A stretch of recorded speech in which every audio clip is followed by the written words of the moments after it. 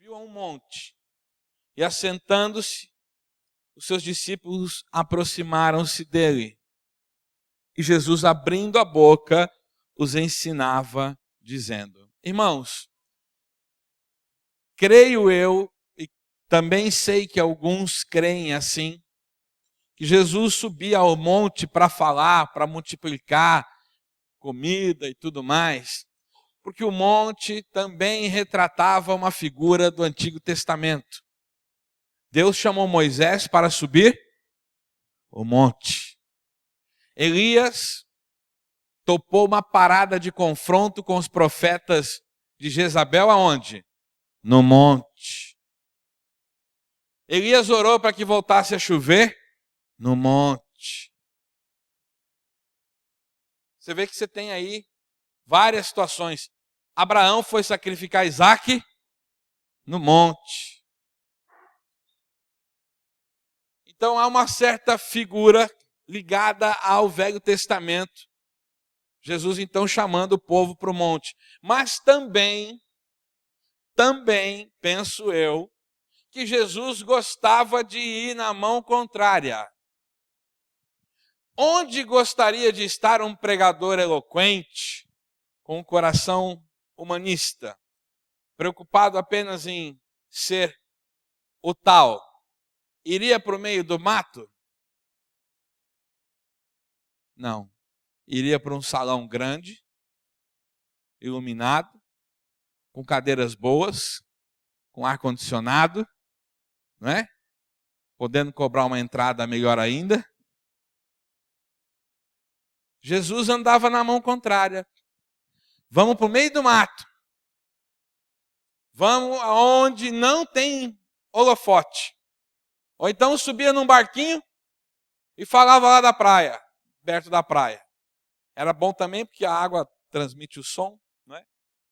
Então Jesus era anti-holofote. Você pode dizer comigo? Jesus é anti-holofote. Amém? Então ele vai para o monte, chama lá os discípulos, chama aqueles que estão andando com ele, não é? E aí eu quero também crer que esse aspecto aqui, isso está mais para aqueles que eram já seguidores de Jesus do que para os de fora. Eu creio que Mateus 5, 6 e 7 é uma palavra hoje dirigida para a igreja, para aqueles que conhecem já Jesus, porque o Senhor fala em discípulos. Então é uma palavra para nós. Amém? Uma palavra para nós. Quero acrescentar um fato aqui. Eu estou lendo um livro chamado Por que 4 Evangelhos? O Evangelho de Mateus foi escrito por um homem que, segundo o escritor, não poderia ser o melhor autor. Porque o Evangelho de Mateus traz a visão de Jesus como rei de judeus, como Messias. E é o Evangelho que mais fala sobre reino. E Mateus era um cobrador de impostos, um sujeito que trabalhava num império. Era funcionário do Império Romano. Conhecia muito bem o linguajar e a maneira de tratar e falar sobre questões oficiais. Também concordo com o autor quando ele diz que o fato de nós estarmos aqui estudando o livro de Mateus diz também para nós sobre questões mais ligadas a condições para entrar no reino.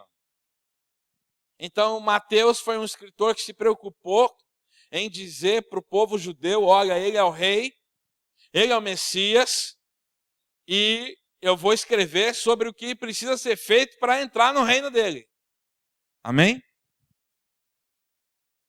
Como já o Evangelho de Marcos, quando nós fomos estudar, o autor era um servo de um apóstolo, como o Evangelho de Lucas, é um médico, que é alguém que estuda o homem. Por isso, o Evangelho de Lucas, Jesus é tratado como filho do homem. Em Marcos, Jesus é tratado e retratado como servo. E o Evangelho de João, como filho de Deus. Mas isso é só algo a mais para acrescentar aí para vocês. Então, o texto diz, Mateus 5,3: Bem-aventurados os pobres, em algumas versões de espírito, na minha aqui, em espírito, pois deles é o reino dos céus. Amém? Antes de eu entrar especificamente nas bem-aventuranças, irmãos, cada bem-aventurança segue uma linha de escritura. Acompanha comigo. Bem-aventurados os pobres em espírito, pois deles é o reino dos céus. Bem-aventurados que choram, porque serão consolados. Bem-aventurados humildes, porque herdarão a terra. Bem-aventurados que têm fome e sede de justiça, porque serão fartos. Bem-aventurados misericordiosos, porque alcançarão misericórdia. Bem-aventurados limpos de coração, porque verão a Deus. E bem-aventurados os pacificadores, porque serão chamados filhos de Deus. E bem-aventurados que sofrem perseguição por causa da justiça, porque deles é o reino dos céus. E bem-aventurados sois vós quando vos insultarem. Bom, essas bem-aventuranças aqui, especificamente, do versículo 3 até o 10, a primeira parte do versículo está relacionada com o caráter. De quem? Do cristão novo nascido. Você consegue entender essa linguagem? O que é cristão novo nascido? É o cristão genuíno, que nasceu de novo. Abre 2 Coríntios 5,17. Vamos entender isso?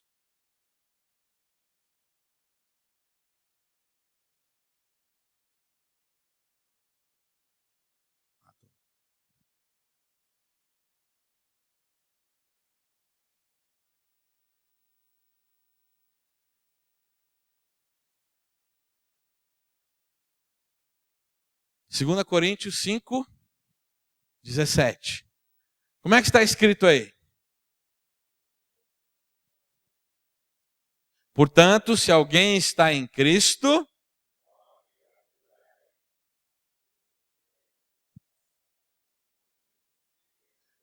as coisas velhas ficaram para trás, eis que tudo se fez novo.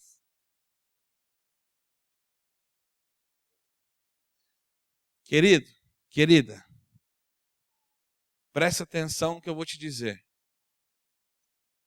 Todas as primeiras partes do versículo estão relacionadas com o caráter deste cristão novo nascido. Isso quer dizer o quê? Isso quer dizer que Jesus escreveu aqui o que ele espera de mim e de você para que nós possamos entrar no reino. E atribuiu a cada face do caráter uma promessa. A segunda parte do versículo são as promessas. Então, 5:3. Bem-aventurados os pobres de espírito. Por quê? Qual é a promessa? Porque deles é o reino dos céus. Isso quer dizer o quê? Que se eu for um cristão que não for pobre de espírito, o reino dos céus não é meu. Não é para mim. O reino dos céus não é para o cristão que não é pobre de espírito. O reino do céu é para o cristão que é pobre de espírito. Ele é bem-aventurado, ele é abençoado, ele é bendito se for pobre de espírito. Você me entendeu? Então, as bem-aventuranças falam do caráter esperado de todo cristão novo nascido. 2 Coríntios 5,17. Então eu passei pelo novo nascimento. Eu sou uma pessoa que as coisas velhas ficaram para trás. Tudo se fez novo. Minha maneira de pensar, minha maneira de falar, minha maneira de agir, o que eu penso, o que eu falo, como eu ajo, o que vai no meu coração, o que vai na minha mente é novo. Eu fui reprogramado.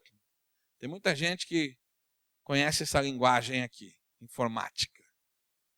Houve uma reprogramação. Eu não sou mais aquela pessoa antiga.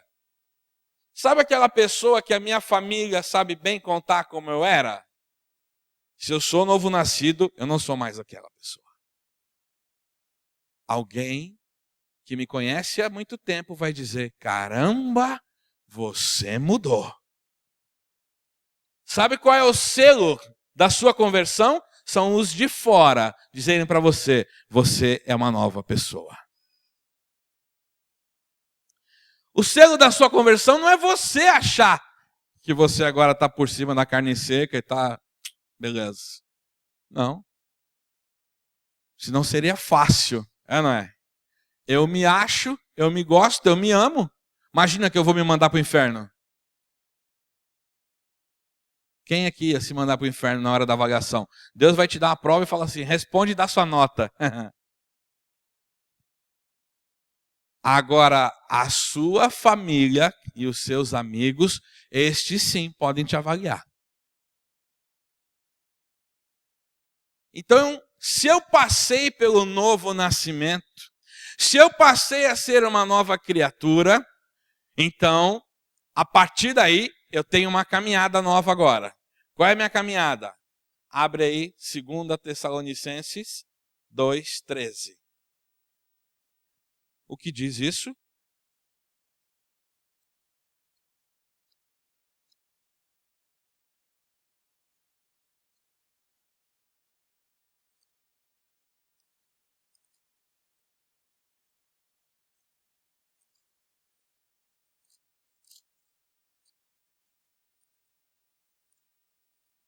Segunda Tessalonicenses 2:13. Diz assim. 2 Tessalonicenses, capítulo 2, versículo 13. Todavia, irmãos amados do Senhor, devemos sempre dar graças a Deus por vós, pois Ele vos escolheu desde o princípio para a salvação, pela santificação feita pelo Espírito e pela fé na verdade. A partir do momento que eu nasço de novo, eu então passo a viver pela fé em Cristo, na palavra, amém? E em santificação. Santificação e fé na palavra, fé em Jesus. Muito bem. Então você tem e eu tenho responsabilidades. Nós temos atitudes espirituais para tomar. Nós temos que vigiar a nossa vida. Nós temos que lutar dia após dia pela nossa salvação, para mantê-la. Quem nos dá é o Senhor. Agora manter é com a gente. Fé e santificação. Repita comigo: fé e santificação. Santificação significa o quê? Separação do mundo. Separação daquilo que é contrário à palavra de Deus. E, no segundo aspecto, crescimento no conhecimento da palavra, do Espírito, da oração, da consagração. Então a santificação opera em duas vertentes. Na minha separação daquilo que é mundo, daquilo que é satânico, e no crescimento, na aproximação, na maior comunhão com a pessoa do Salvador através do Espírito Santo. Amém? Você e eu temos que viver assim. Exemplo rápido. Exemplo rápido. Como é que eu cresço em santificação? Bom, eu tenho amigos que estão usando ainda bebida, cigarro, droga, contam piadas totalmente contrárias à moral cristã, têm atitudes totalmente fora do que diz a Bíblia.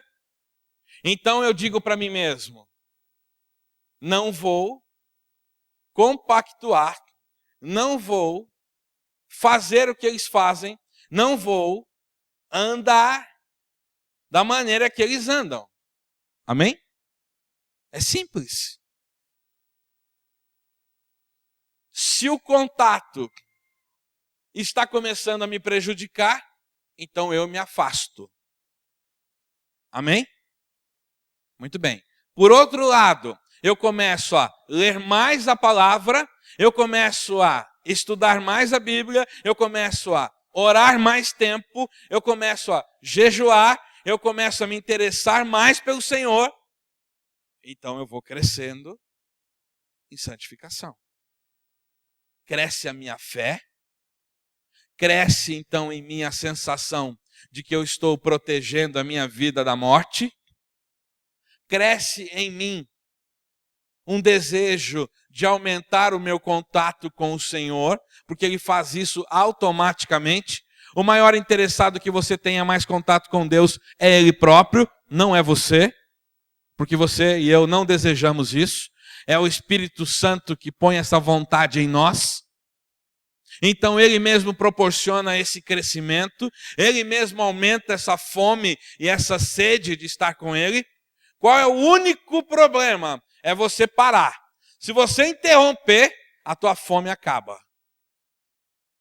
Pastor, teve um tempo que eu estava orando, teve um tempo que eu jejuava, teve um tempo que eu li a Bíblia bastante, e aí de repente acabou essa vontade. De repente não, irmão.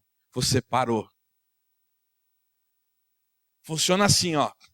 Quando você está com muita fome de comida e você come, o que acontece com a sua fome? Acaba, passa.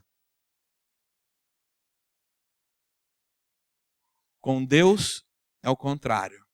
Quanto mais você se alimenta da palavra, da oração, da comunhão, mais Ele põe isso em nós. Então, como eu faço, pastor? Tem um irmão lá que ora 3 horas por dia. Começa orando 15 minutos. Só que ora todo dia. Vai chegar um dia que 15 minutos para você vai ser pouco. Você vai ter orado, fechou os olhos, daqui a pouco passou 40 e você não entendeu. Nossa, mas foi muito rápido. Daqui a pouco, depois de um tempo, você orou 1h30 e pensou, mas eu nem senti. Agora, quem ora 1 minuto, uma vez por semana, só no culto de domingo, depois que saiu, que o pastor deu aquela pancada, esse não sente vontade de orar 2 horas. Não sente. Porque não está se alimentando, não está sendo saciado, não está sendo saciado, e não está sendo saciado e se alimentando, então não cresce. Querido, querida, se as bem-aventuranças falam do caráter esperado do cristão que vai para o reino, como alcançar esse caráter que Deus espera que eu e você tenhamos, se não estudarmos a palavra e não orarmos? Me responda.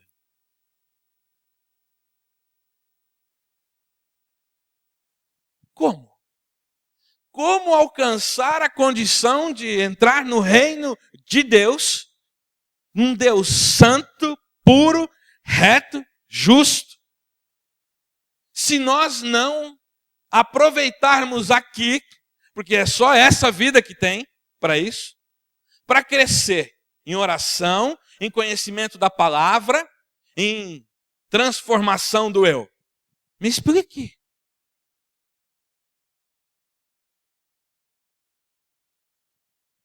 O que você não pode é viver a sua vida despreocupado. Tem gente despreocupada com a própria vida. Tem gente achando que o trabalho é mais importante. Tem gente achando que o dinheiro é mais importante. Tem gente achando que os compromissos familiares são mais importantes. Tem gente achando que aquilo que tem que fazer, que o estudo que tem que fazer é mais importante. Meu querido, você pode ir para o inferno com trabalho, estudo, hora extra, dinheiro, conta, tudo. E se você está aqui, é porque Deus não quer que você vá para o inferno.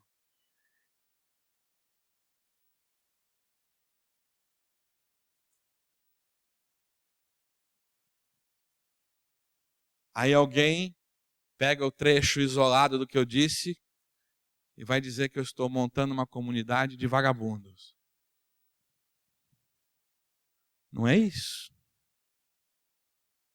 Mas se você não honrar o teu Senhor com a sua vida, se você não renunciar, se você não aborrecer a você mesmo, e essa medida o Espírito Santo vai te dar, Jesus disse que não tem como ser seguidor dele se não for assim.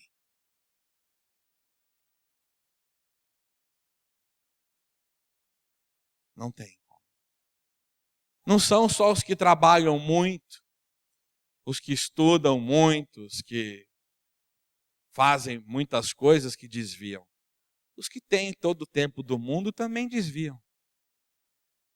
A questão é entender que você foi criado para a glória do Deus Altíssimo. E que você tem propósito. Deus criou você com propósito, que é levar você à imagem de Jesus. Abre aí Romanos 8, 28 e 29.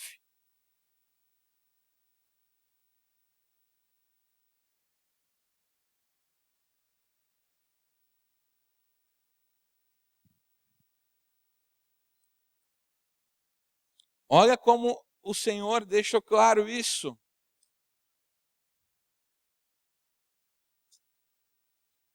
Há um propósito.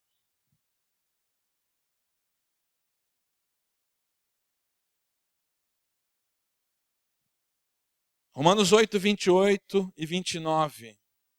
Estamos certos de que Deus age em todas as coisas com o fim de beneficiar todos os que o amam, dos que foram chamados conforme o seu plano. Porquanto aqueles que antecipadamente conheceu, também os predestinou para serem semelhantes à imagem do seu Filho, a fim de que ele seja o primogênito entre muitos irmãos. Amém?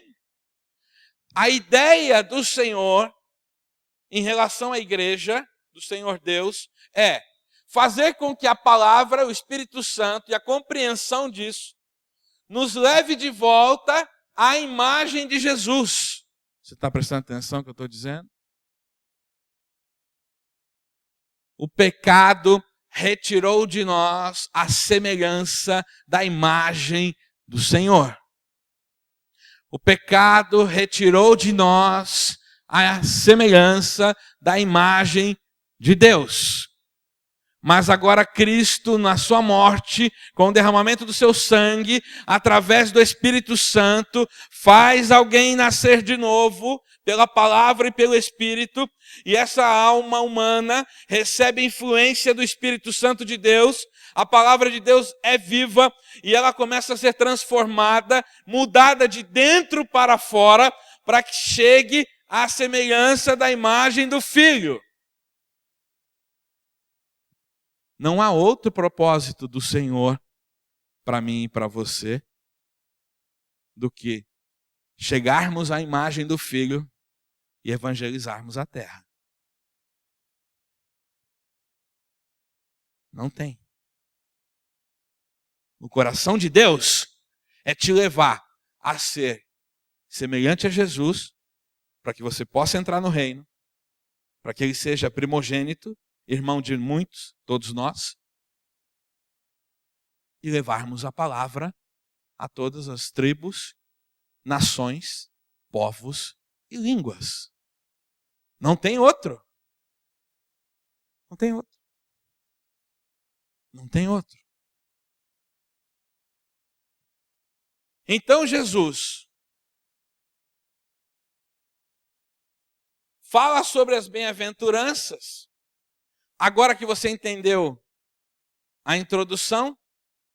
Por quê? Porque Jesus está falando com discípulos. Jesus está falando com aqueles que estão ouvindo a sua palavra. Eu já sei que eu sou novo nascido. Sou. Já coloquei sobre mim o olho, o raio-x. Tá. Estou vivendo pela fé. Estou me santificando. Então Jesus fala, então é para você essa palavra. Para que você possa chegar no reino. Eu tenho aqui o que eu espero de vocês e tenho o que eu prometo a vocês que vocês receberão se vocês tiverem esse caráter. E aí então o Senhor vem e fala sobre isso. Bem-aventurado os pobres de espírito. Porque deles é o reino de Deus. Deles é o reino dos céus. Irmãos, pobre de espírito. Oh meu Deus, o que é isso? Bom, já sei que não é rico de espírito. Certo? Já sei que não é rico de espírito. Pobre é contrário de rico. Pobre de espírito. O que é isso? Quem mais Jesus falou diretamente que dele seria o reino dos céus? As crianças. E eu fui analisar um pouco isso também. Abre aí em Mateus 19, 14.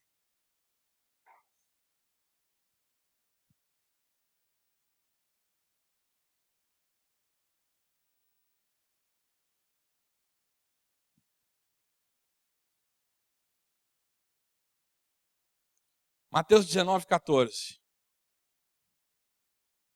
Algo mais ou menos assim. Jesus, porém, disse: deixai os meninos e não os impeçais de vir a mim, porque dos tais é o reino dos céus. Sim ou não? Está mais ou menos isso aí? E porque Jesus também falou, pobre de espírito também é o reino. Eu comecei a pensar, comecei a analisar o que é, como nós poderíamos tratar, como nós poderíamos pensar a criança. Porque Jesus disse, das crianças é o reino dos céus. Quais são as características que o Senhor vê nas crianças que as habilita a entrar no reino dos céus?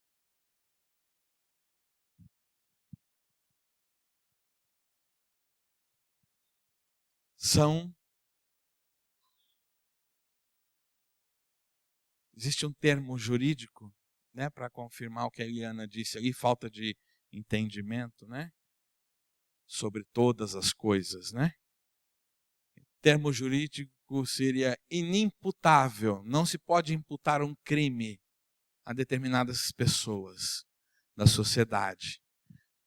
Embora a pessoa tenha praticado o crime descrito na lei penal, ela não poderá sofrer a pena. Entenderam o que eu disse? Ela pratica o crime, mas por ela não ter condição de discernir, a lei diz que aquela pessoa é inimputável, ela não pode sofrer a pena. Simplicidade. Irmão, Jesus é simples. Põe isso no teu coração. Jesus é simples. Pensa numa pessoa simples. É Jesus. As crianças são simples.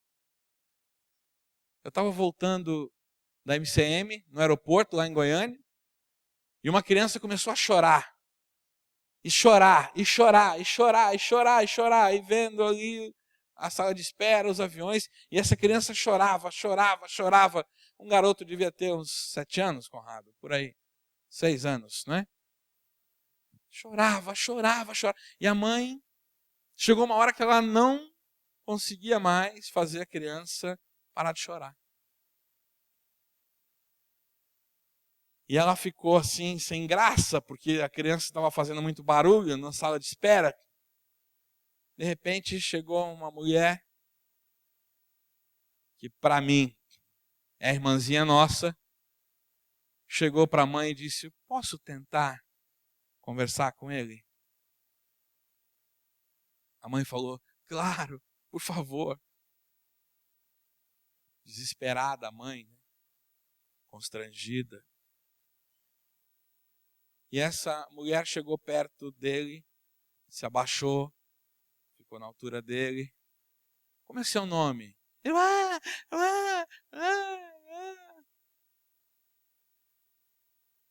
o meu nome é tal. Aí ele não olhava para ela. E ela do lado. Sabe, eu vou viajar, vou para tal lugar.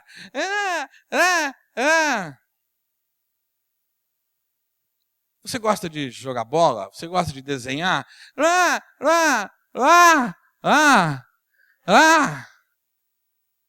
Então, eu tenho um papel aqui na minha bolsa e uma caneta. Vamos lá ver um avião? Quem sabe você pode fazer um desenho igual ao avião?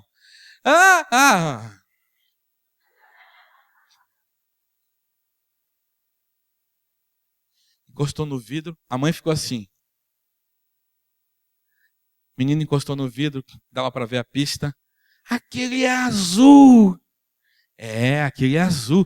Aquele é verde. É. Você está vendo aquela vaquinha lá atrás, do outro lado? O aeroporto de Goiânia é uma fazenda, irmão. Tem vaca do outro lado lá. Você está vendo aquela vaquinha lá? Tô. Mas ele tá. Olha, aquele avião subiu. Olha, aquele desceu. Então. Pega aqui o papel. Faz um desenho. Você gosta de desenhar? Aham, Aí fez 2 rabiscos. Olha aquele avião, olha. 10 minutos ela entregou o filho para a mãe, conversando, brincando. Mas parecia que não ia parar mais. Eu já fui entortando a palma da mão na direção da criança. Senhor Jesus. Disfarçadamente eu já fui. Senhor, põe a mão sobre esse garoto, Deus. Pensa num pulmão. Senhor, se ele sentar do meu lado no avião, como vai ser? Irmãos, não deu outra. Sentou do meu lado no avião. E voltou a chorar. Falei, agora vai ser intercessão pura. Aí fechei os olhos e falei, Senhor, é o seguinte. Esse garoto está com medo. Pai, em nome de Jesus, eu repreendo o demônio que está agindo nessa família. Repreendo o demônio que está causando medo nele. Virei para ele assim, né? E ele estava chorando, abraçado na mãe. Demônio, sai dele em nome de Jesus. Já fiz uma cara feia pro demônio. Falei, cara, eu tô aqui. Você vai sair agora em nome de Jesus.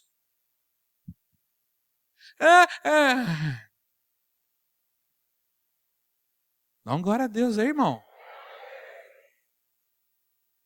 Eu vou orar. Eu tenho armas para combater isso. O menino estava sofrendo, ele estava com medo. Começou a conversar com a mãe. A mãe não entendeu porque ele parou de chorar. Eu também não preciso dizer por quê. Amém? Mas o Senhor respondeu à oração. As crianças são simples. As crianças são simples. Nós é que as complicamos de vez em quando. Mas elas são simples. Outra característica de uma criança, ela é totalmente dependente dos pais.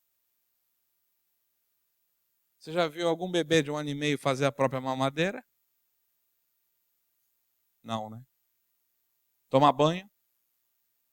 Não. As crianças são dependentes. Sabe qual é o nosso problema quando nós ficamos adultos? Nós passamos a ser independentes. E olha, eu vou dizer mais uma coisa.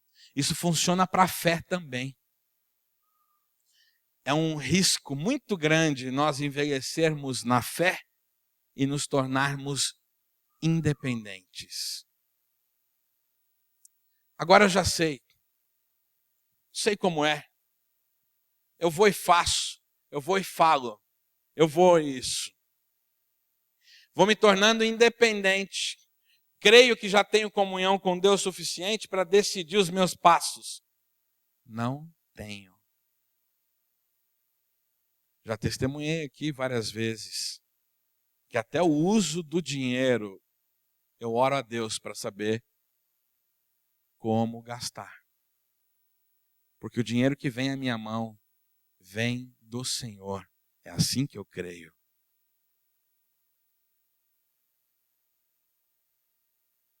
Então, a independência,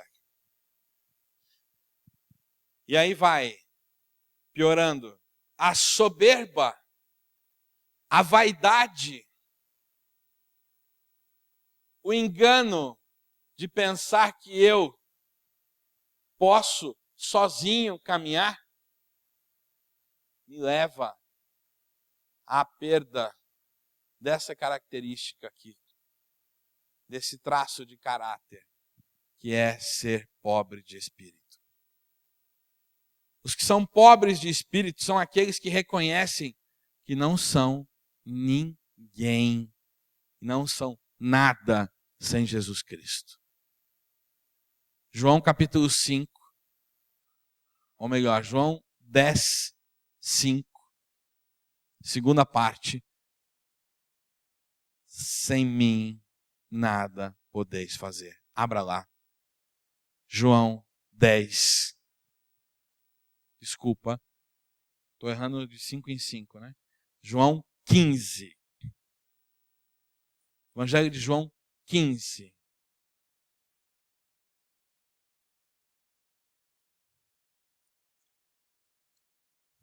Achou aí?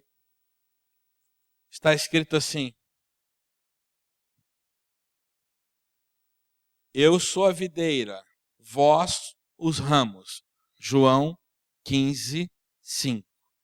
Eu sou a videira, vós os ramos. Aquele que permanece em mim e eu nele, olha lá, as duas coisas juntas. Permanecer no Senhor e o Senhor permanecer nele, esse dará muito fruto, pois sem mim não podeis realizar obra alguma ou nada podeis fazer.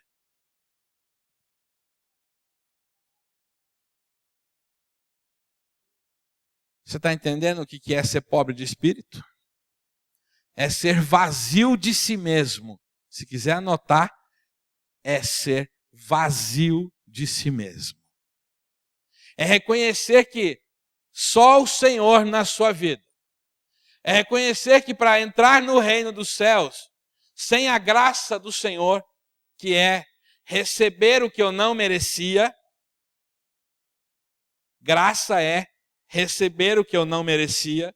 Eu não merecia ser salvo, eu merecia era condenação e juízo, mas eu recebi a graça de ser absolvido porque Jesus morreu em meu lugar. É saber que sem Jesus eu não seria salvo. Amém, irmãos? Queridos, é interessante porque existe uma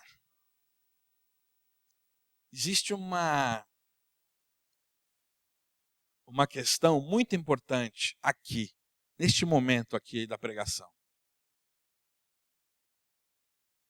Muitas vezes o pregador é atraído ou traído para falar sobre coisas boas para esta vida. Entenda, irmãos, Deus pode fazer qualquer coisa. Amém? Deus pode fazer qualquer coisa. Deus pode trazer mudanças de vida radical para qualquer um. Ele é Deus. Mas o propósito da vinda de Cristo, a mensagem do Evangelho é de salvação e vida eterna. Ponto. Por isso a minha oração hoje aqui, que as nossas reuniões, os nossos encontros, se tratam de nos capacitar para poder alcançar a promessa de estarmos lá com Ele. Amém, irmãos? Por isso, não há em nós nem o desejo e nem a autorização de Deus para pregar outra mensagem. Não há. E tem gente que está procurando isso. Amém. Mas a nossa mensagem, e eu quero afirmar aqui que eu creio que a mensagem de Jesus é salvação e vida eterna. Amém, meu irmão? É por isso. Eu estou bem tranquilo sobre isso. Então, a pregação, através do Espírito, que leve capacidade para entender que precisa alterar comportamento, pensamento, coração e mente, vai levar você mais próximo de Jesus. Amém? Essa é a questão. A igreja, ela é a igreja de Jesus. Ela não é a igreja dos homens. É a igreja de Jesus. Se a igreja é de Jesus, irmão, é Jesus que manda nela. Amém? É Jesus que fala nela. Quando a igreja é de outra pessoa, aí é outra pessoa que manda, é outra pessoa que fala. Mas quando a igreja é de Jesus, é Jesus que vai falar. E vai falar o que ele quer falar, o que ele quer dizer para as suas ovelhas. Então hoje, entendemos que Jesus está fazendo aqui uma clara definição do que é o caráter que ele espera em nós e trazendo promessa para nós. Por isso, nós deveríamos, no mínimo, dar um glória a Deus para o Senhor aqui. Igreja não gosta de coisa boa, de boa notícia? Gosta ou não gosta? Acabei de ler aqui para você. Bem-aventurados os pobres de espírito, porque deles é o reino dos céus.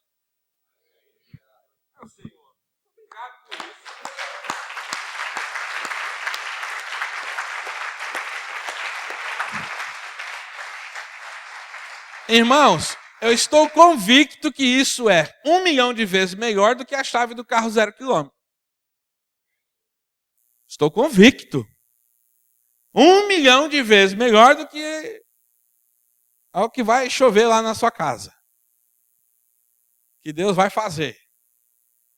Isso aqui está escrito. Isso aqui não volta atrás. Isso é uma escritura.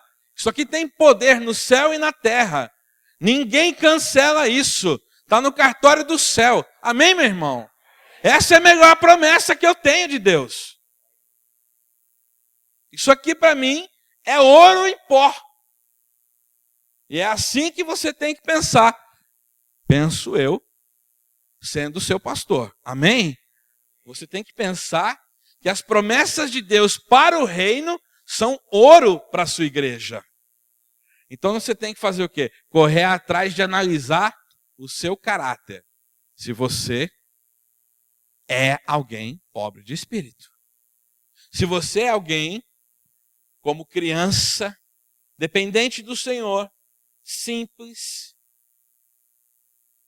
alguém indefeso, alguém sem conceitos próprios que impeçam o agir do Espírito Santo. Amém? Queridos, eu conheço um homem que eu quero trazê-lo aqui. Já faz tempo que eu quero trazê-lo e ele é muito, muito ocupado. E eu quero que vocês façam um teste com ele. Eu já sei qual é o resultado, vou contar. Mas eu gostaria que quando ele viesse, você se lembrar do que eu estou dizendo, faça um teste.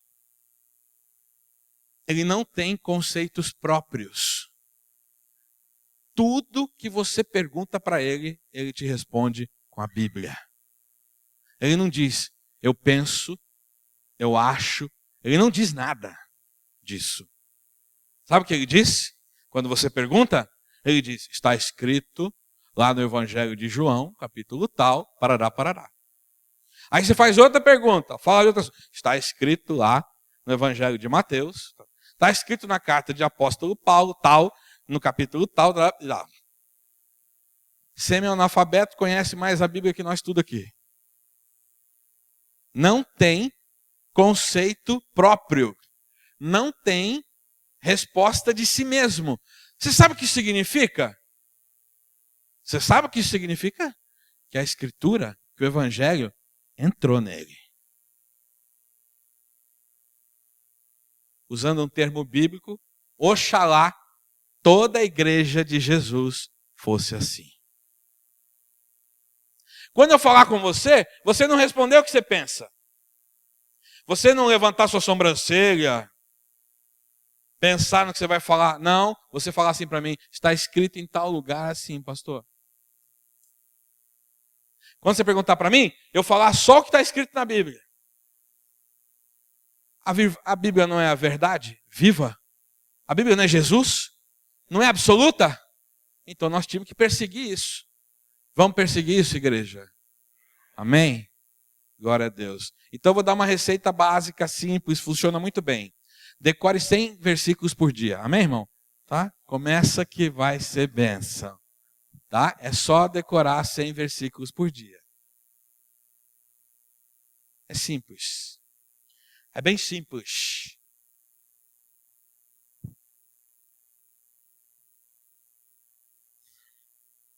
Sem conceitos próprios que impeçam o Espírito Santo de agir. Entendeu? Entendeu? Não tem nada de você atrapalhando o Espírito Santo. Isso é pobreza no Espírito. Senhor, eu sou totalmente dependente de Ti. Eu não sou ninguém sem Ti. Senhor, eu não conseguiria salvar-me. Aquele que reconhece, aqui nas minhas anotações, aquele que reconhece que sem a graça não conseguiria se salvar. Por quê? Porque estava destinado à ira de Deus pelos seus pecados. Mas a graça retirou a gente daquele dia da ira de Deus. Amém? Como está escrito, abre aí em Romanos capítulo 3.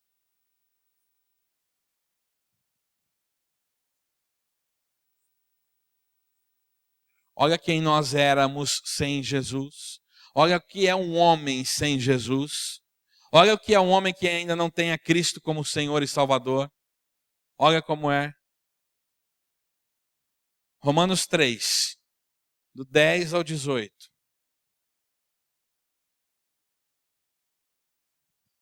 Como está escrito, não há um justo, nenhum sequer. Não há ninguém que entenda. Pode achar aí, dona Carmen. Pode achar aí. Tá bom. Gabriela, ajuda a dona Carmen ali, por favor.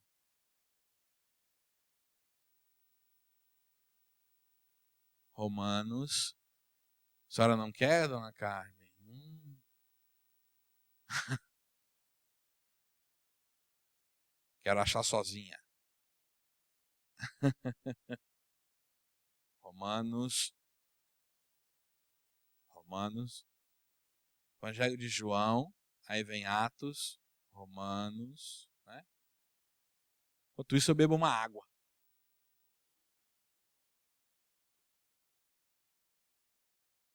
Amém. Obrigado, Miriam. Vamos lá? Romanos, capítulo 3, versículo 10 até o 18. Romanos 3, 10 ao 18. Como está escrito: não há um justo, nenhum sequer. Não há ninguém que entenda. Vocês estão vendo aqui como é que a palavra está dizendo sobre o homem? Isso aqui não é um livro, hein, irmãos? Isso aqui é a Bíblia. Amém? Isso aqui é o próprio Deus dizendo como ele vê o homem sem Jesus. É o próprio Deus escrevendo para nós como nós somos sem Jesus. Presta atenção. Está bem claro. Não há um justo, nenhum sequer. Não há ninguém que entenda. Não há ninguém que busque a Deus. Todos se extraviaram e juntamente se fizeram inúteis. Não há quem faça o bem. Não há nenhum só. A sua garganta é um sepulcro aberto. Olha como Deus sabe como é o homem sem Deus. O que ele fala é considerado morte. Sepulcro aberto. A boca daqueles que não estão em Cristo é morte. Deus falando. Com as suas línguas tratam enganosamente. Peçonha de áspides está debaixo de seus lábios, cuja boca está cheia de maldição e amargura. Irmãos, isso aqui não é só para quem nunca foi de Jesus. Também é para quem já foi e está desviado. Se você vê alguém com essa boca, pode saber. Ora por essa pessoa. Está vendo como a Bíblia é clara aqui? Os seus pés são ligeiros para derramar sangue. Em seus caminhos há destruição e miséria. E não conheceram o caminho da paz. Não há temor de Deus diante de seus olhos. Então, o que precisou acontecer? Precisou Jesus morrer. Para que então o sangue nos lavasse, o Espírito Santo fosse enviado para habitar em nós e agora consigamos ser a cada dia transformados, desde que leiamos a palavra, oremos, nos interessemos pelo Senhor. Amém? Mas nós éramos estas pessoas aqui. Todos nós, todos os homens. Está escrito na carta que o apóstolo Paulo escreveu aos Romanos. Queridos, bem-aventurado o pobre de espírito, porque deles é o reino dos céus. Amém? Então fuja de qualquer situação, fuja de qualquer engano, de qualquer atração, para que você não seja alguém pobre de espírito. Não entre nisso. Humilhe-se, busque ao Senhor. Diga para Deus mesmo: Senhor, eu não sou ninguém sem ti, eu não sou nada, eu nada posso. Senhor, eu reconheço o teu senhorio sobre mim e eu preciso dele. Eu me coloco embaixo da tua vontade. Eu quero realizar a tua vontade, Senhor. Para que você possa, então, por demonstrar, por ser esta pessoa, entrar no reino dos céus. Amém? Levante-se um pouquinho. Fique comigo em pé.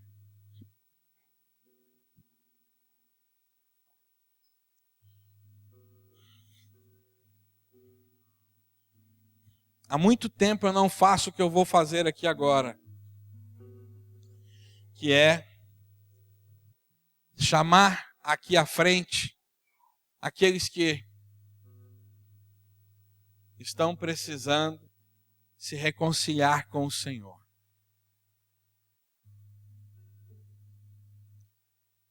Que o Espírito Santo está tocando, está falando ao coração, que sente que há algo que não vai bem e que quer reconhecer isso diante do Senhor aqui. Eu quero convidar você a sair do seu lugar e vir aqui, porque eu vou orar por você, junto com o pastor Conrado e o pastor Rodrigo. Aproveite este momento e saia do seu lugar. Se você puder, ajoelhe-se aqui no altar, encostado aqui no altar.